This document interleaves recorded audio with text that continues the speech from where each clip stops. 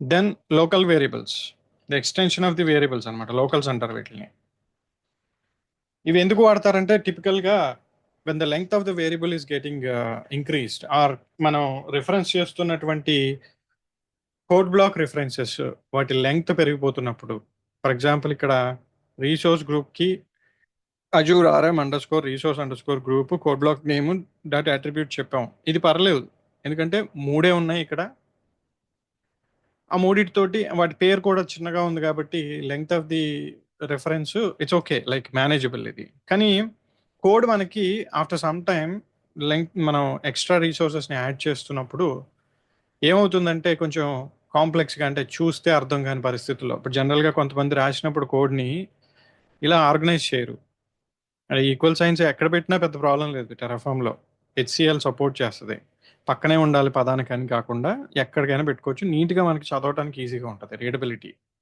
ఇప్పుడు వేరియబుల్స్లో నేను డిఫైన్ చేశాను, ఎలా పడితే అలా పెట్టేశాను, ఇది కూడా ఆర్గనైజ్ చేసుకోవచ్చు నీట్గా. కానీ అంటే ఎండ్ ఆఫ్ ది డే మనకి కోడ్ నీట్గా కనిపించాలి, ఈజీగా చదువుకునేటట్టు ఉండాలి. ఎక్కడెక్కడైతే రిపీటెడ్గా ఒక కోడ్ బ్లాక్ రిఫరెన్స్ని వాడుతున్నామో అక్కడక్కడల్లా ఒక షార్ట్ ఫామ్ ఆఫ్ ది రిఫరెన్స్ని వాడుకోగలిగేటట్టు ఉంటే మనకి ఇంకా కోడ్ నీట్గా ఉంటుంది. ఫర్ ఎగ్జాంపుల్ టెరాఫామ్ డాట్ ప్రొవైడర్ని తెచ్చుకొని ఇక్కడికి if we define a new this thing, ఇందులో మనం ఆల్రెడీ వాడినటువంటి విఎంని యూజ్ చేద్దాం ప్రాబబ్లీ, ఎందుకంటే విఎం దాంట్లో మనకి నెట్వర్క్ సెక్యూరిటీ గ్రూప్ అసోసియేషన్ అని ఒక లెంగ్తీ ఇది ఉంటుంది. నెట్వర్క్ సెక్యూరిటీ రూల్ ఒకటి, తర్వాత ఇదిగో ఇది చాలా పెద్ద పొడుగు నేమ్ ఇది. అంటే దీనికి టైప్ ఆఫ్ రీసోర్స్ పేరే పెద్దగా ఉంది. దీన్ని ఎక్కడైనా మనం రెఫరెన్స్ చేయాలంటే మిగిలిన చోట కూడా చాలా లెంగ్తీగా రెఫరెన్స్ చేయాల్సి వస్తుంది. ఇంత ఓకే, ఇది ఇది ఇది గుర్తుపెట్టుకోండి. ఇది ఒకటి, just let's make it simple, not complex, because అర్థం అవడానికి కొంచెం ఈజీగా ఉంటేనే బెటర్గా ఉంటుంది కాన్సెప్ట్. ఫస్ట్ నుంచి మనం రాసుకుంటూ వెళ్ళొచ్చు, రీసోర్స్ గ్రూప్ కానీ వీనెట్ కానీ సబ్నెట్స్ కానీ what ever it is we can write it down. So let me bring the import నుంచి తీసుకుందాం ఈ బ్లాక్ కోడ్ని. నేను పేస్ట్ చేస్తున్నాం. ఇది ఎలాగో హార్డ్ కోడెడ్ ఉంది, so I want to make it dynamic. So దీనికి నేను ఏం చేస్తాను, ఇప్పుడు ఒక వేరియబుల్ డాట్ టీఎఫ్, అలాగే ఒక Terraform dot TF vars. First అయితే నాకు నచ్చినట్టుగా దీన్ని వేరియబులైజ్ చేసుకుంటాను. అక్కడ ఏ వేటికి అయితే నాకు కావాలో అవన్నీ కూడా డిఫైన్ చేసుకుంటాను. సో అన్నిటికీ, ఆల్మోస్ట్ అన్నిటికీ కూడా ఇక్కడ వేరియబుల్స్ కావాలి. రీసోర్స్ గ్రూప్ నేమ్కి కావాలి, లొకేషన్కి కావాలి, వీనెట్ నేమ్కి కావాలి, వీనెట్ అడ్రస్ స్పేస్కి కావాలి, సబ్నెట్ నేమ్కి, అడ్రస్ ప్రిఫిక్స్కి, అన్ని సబ్నెట్స్కి కావాలి. So will define that. ఇవి తీసుకొస్తాను జస్ట్ టైం వేస్ట్ అవ్వకుండా. Resource group name, resource group location, and then VNet name, VNet address space, అంతే. మిగిలినవి రాద్దాం. డిఫాల్ట్ వాల్యూ తీసేస్తున్నాను. ఇంక రాయాల్సినవి ఏంటంటే 3 సబ్నెట్స్ రాయాలి. వేరియబుల్ అని చెప్పి subnet under score subnet 1 under score name type is equal to string. ఇంకా మిగిలిన కూడా 2 వేరియబుల్స్ డిఫైన్ చేస్తున్నాం. సబ్నెట్ 2కి ఒక నేము, సబ్నెట్ 3కి ఒక నేము, అలాగే అడ్రస్ స్పేసెస్. సబ్నెట్ 1 ఏ స్పేస్, ఇది లిస్ట్ ఆఫ్ స్ట్రింగ్ అవుతుంది. సో దీన్ని కాపీ చేసి ఇక్కడ తీసుకొచ్చి ఇట్లా పెట్టామంటే సబ్నెట్ 2కి ఒక అడ్రస్ ప్రిఫిక్స్, సబ్నెట్ 3కి ఒక అడ్రస్ ప్రిఫిక్స్. సో మొత్తం అన్ని వేరియబుల్స్ అయిపోయినాయి. నో మోర్ హార్డ్ కోడింగ్ దీనికి కూడా, ఈ కోడ్ కూడా. వీటన్నిటికీ వాల్యూస్ డిఫైన్ చేస్తాం. RG underscore name, local RG అంటున్నాను, RG location west US, VNet name local VNet, అంటే కాన్సెప్ట్ పేరు లోకల్స్ కాబట్టి లోకల్ వీనెట్ అని పెడుతున్నా. అట్లాగే వీనెట్ అడ్రస్ స్పేస్ 10.20.0.0/16, తర్వాత సబ్నెట్స్ పేర్లు, సబ్నెట్ అడ్రస్ ప్రిఫిక్స్లు అన్నిటికీ వాల్యూస్ ఇచ్చుకుంటూ వెళ్ళాలి. సో సబ్నెట్ 01 అందాం. సబ్నెట్ 2కి వచ్చేసరికి సబ్నెట్ 02 అందాం. Just bear with me because ఇదే కొంచెం ఫిల్ చేయటమే, అంటే ఐ మీన్ ఈ వాల్యూసే కొంచెం టైం టేకింగ్, అందుకనే కాపీ పేస్ట్ చేశాను కొంతవరకు. Subnet 03 subnet address space 10.20.0.0/24 subnet 2 address space 10.20.1.0/24 subnet 3 address space 10.20.2.0/24 అన్నిటికీ వాల్యూస్ ఇచ్చేసాం. ఇప్పుడు వీటిని తీసుకొచ్చి ఇక్కడ వాడుకుంటాం బేసిక్గా. అయితే మనం డైరెక్ట్గా ఇలా ఇచ్చేయచ్చు కదా, var RG name, var RG location. First resource కుక్ అయితే ఇలా ఇస్తాం. తర్వాత వీనెట్కి వచ్చేసరికి var dot VNet name, address space వచ్చి var dot VNet address space. ఆ తర్వాత subnet 1, subnet 1 space, subnet 2, subnet 2 space, subnet 3 మొత్తం హార్డ్ కోడ్ అయిపోయింది, డైనమిక్ అయిపోయింది కంప్లీట్ కోడ్ అంతా అడ్రస్ స్పేస్. లోకల్స్ ఎక్కడ వాడతాం ఈ సందర్భంలో? రెండు యూస్ కేసెస్లో లోకల్స్ వాడచ్చు. ఒకటి, లోకల్స్ అని డిఫైన్ చేసి ఆర్జీ రెఫరెన్స్ నేమ్ అని ఒక వేరియబుల్ డిఫైన్ చేస్తున్నా, అక్కడ ఈ వాల్యూని ఇస్తున్నా, కంట్రోల్ సి అని చెప్పి ఈ వాల్యూని పాస్ చేస్తున్నా. అలాగే ఆర్జీ రెఫరెన్స్ లొకేషన్ అంటున్నా, దానికి ఈ వాల్యూ ఇస్తున్నా.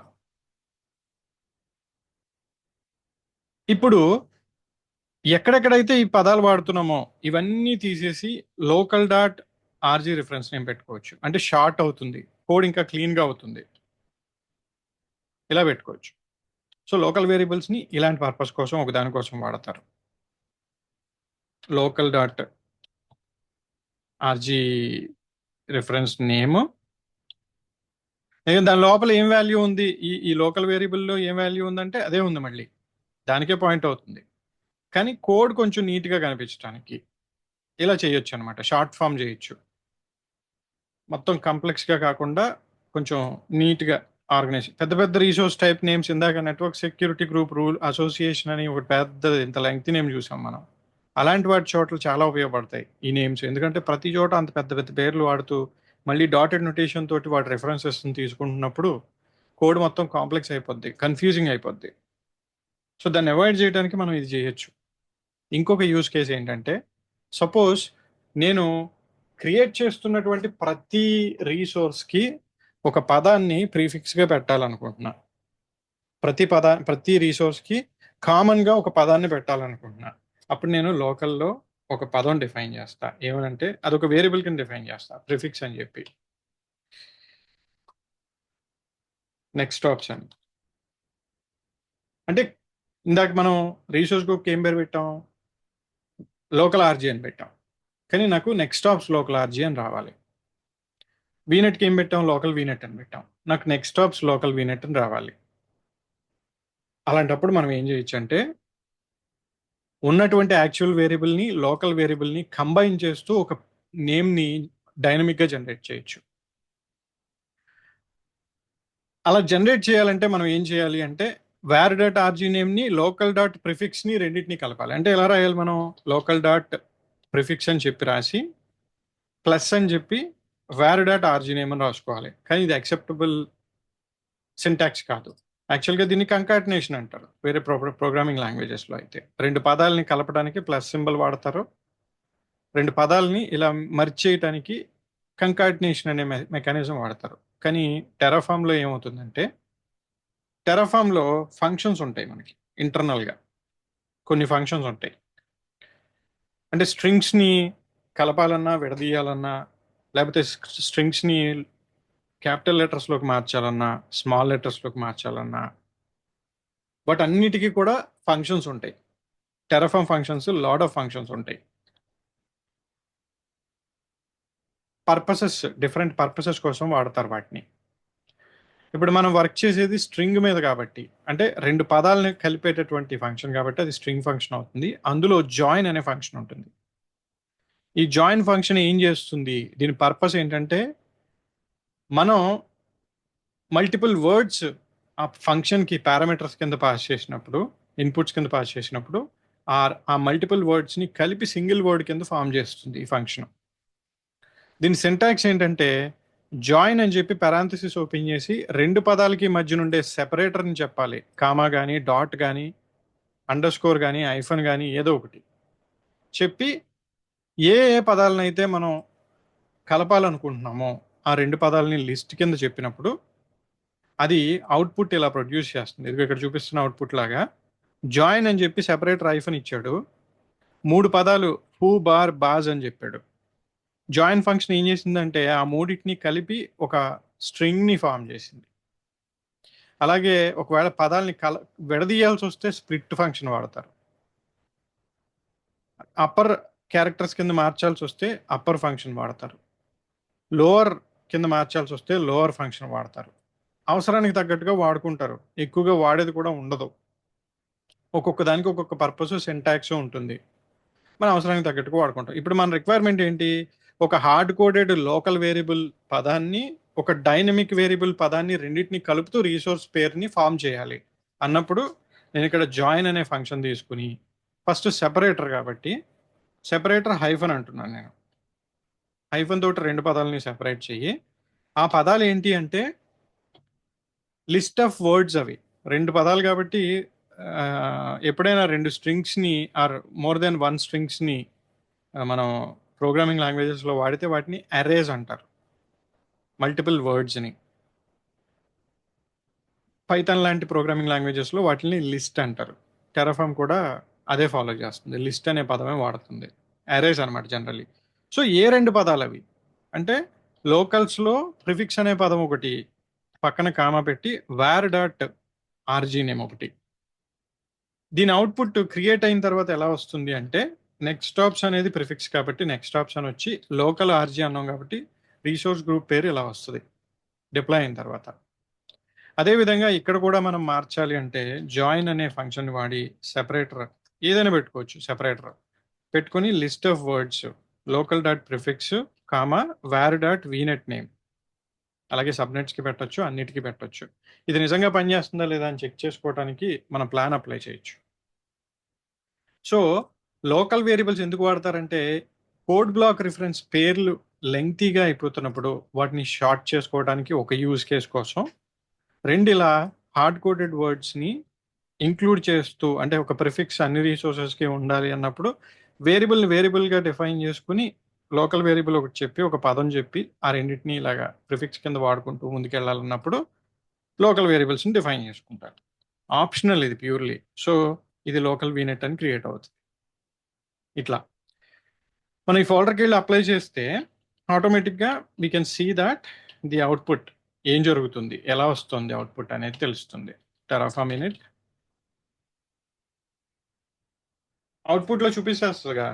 జాయిన్ ఫంక్షన్ ఏం చేస్తుంది అనేది రిజల్ట్ మనకు కనిపించేస్తది. సో, లోకల్ వేరియబుల్స్ అనేవి టెంప్లేట్‌లోనే ఉంటాయి. సెపరేట్ ఫైల్‌లో ఉండవు. అందుకనే లోకల్ అంటారు ఆటిని. వేరియబుల్స్ డాట్ టీఎఫ్ లాగా వేరే ఫైల్‌లో ఉండి వాటి వాల్యూస్ వేరే చోట ఉండవు. లోకల్స్ అనేవి మెయిన్ కోడ్ ఫైల్‌లో ఉంటాయి. సో, టెరాఫార్మ్ ప్లాన్ అంటే రిసోర్సెస్ ఏ పేర్లతో క్రియేట్ అవ్వబోతున్నాయి? మనం చెప్పిన 2 కాంబినేషన్స్. లోకల్ డాట్ వేరియబుల్ ఒకటి ప్లస్ యాక్చువల్ వేరియబుల్ ఒకటి. రెండిటిని కలుపుతూ క్రియేట్ చేస్తుంది అని చెప్పి చూపిస్తుందనమాట ఇక్కడ మనకి.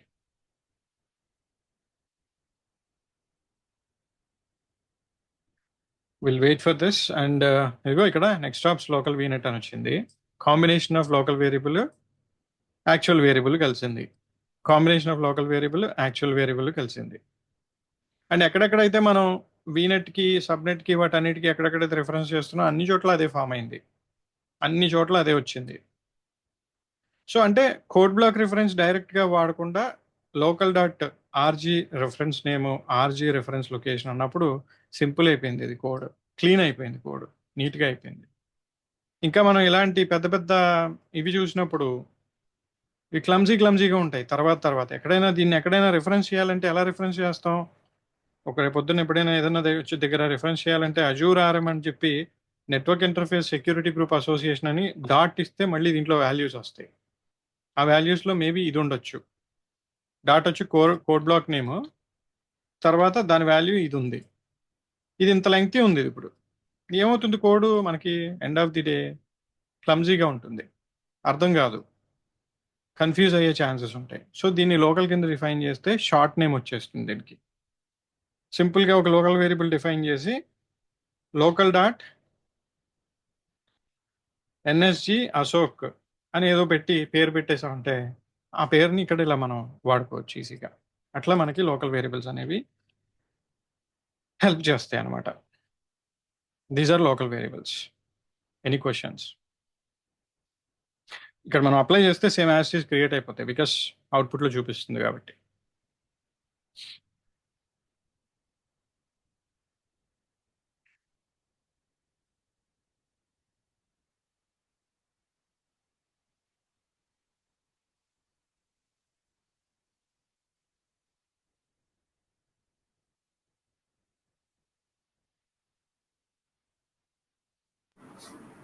ఇప్పుడు ప్రిఫిక్స్ అన్నది ఓన్లీ త్రూ లోకల్ ద్వారాగానే చేయగలమండి. I mean any adding the prefix word అనేది ఓన్లీ లోకల్ మెథడ్ అయినా ఇంకేమైనా మెథడ్స్ ద్వారా కూడా చేయొచ్చా? లోకలే ప్రిఫరబుల్. అక్కడ వాల్యూ పాస్ చేయాలి. వాల్యూ పాస్ చేయాలంటే వేరియబుల్ మెథడే ఉంటుంది, ఐదర్ లోకల్ కానీ రెగ్యులర్ వేరియబుల్ కానీ, ఇంకే మెథడ్ ఉండదు. డైరెక్ట్గా ఇన్స్టెడ్ ఆఫ్ ఐ మీన్ ఆ నేమ్ని స్టాండర్డ్గా డిఫాల్ట్గా నేమ్ తీసుకుని దాని తర్వాత వచ్చే నేమ్కి యాడ్ చేయాలంటే ఇప్పుడు సపోజ్ నెక్స్ట్ ఆప్షన్ ఇది స్టాండర్డ్ వాల్యూ, అది I mean hard coded value కదా, ఐ మీన్ చేంజ్ అవ్వదు, ఇట్స్ అ స్టాండర్డ్ వాల్యూ. దాని నెక్స్ట్ నేమ్ వచ్చి సంథింగ్ వాట్ ఎవర్ ఆర్జీ కానీ ఏదైనా చేయించాలంటే అది వచ్చి వేరియబుల్ నేమ్.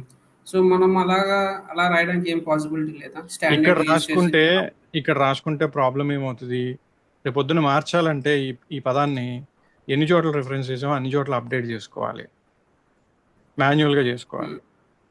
ఇక్కడ ఇక్కడ ఇక్కడ పెట్టి దీన్ని వాడటం వల్ల ఇక్కడ మారిస్తే అన్ని చోట్ల రిఫ్లెక్ట్ అవుద్ది, సెంట్రలైజ్డ్. Okay,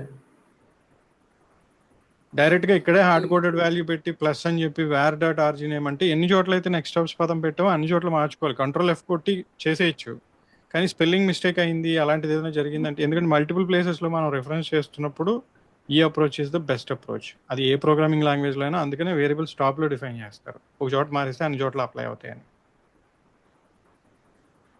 okay, good.